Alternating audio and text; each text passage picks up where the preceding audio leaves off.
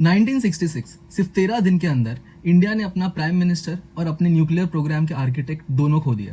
और आज तक लोग पूछते हैं क्या ये सिर्फ कोइंसिडेंस था या कोल्ड वॉर के चेस बोर्ड पर कुछ और चल रहा था। पहले कंटेक्स्ट समझो।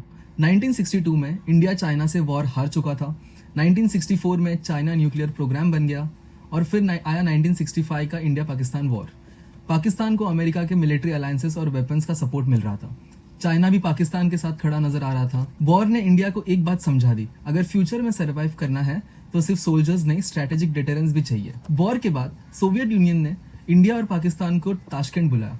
10 जनवरी 1966 प्राइम मिनिस्टर लाल बहादुर शास्त्री ने ताशकंद एग्रीमेंट साइन किया, लेकिन उसी रात उनकी तबीयत अचानक से खराब हुई और कुछ ही घंटों में उनकी मौत हो गई।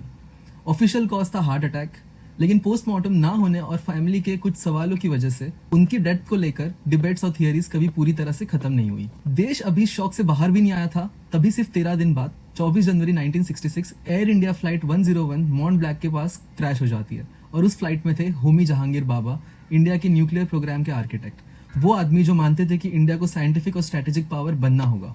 यही से थियरीज शुरू होती है।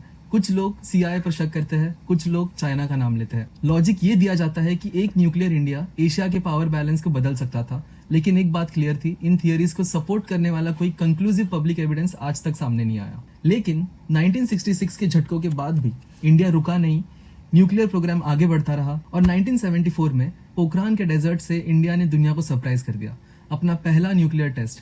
इस डिसीजन के सेंटर में थी इंदिरा गांधी। लेकिन सिर्फ 10 साल बाद 1984 में उनका असैसिनेशन ने फिर इंडिया को हिला दिया और एक बार फिर हिस्ट्री, पॉलिटिक्स और पावर के बीच नए सवाल खड़े हो गए।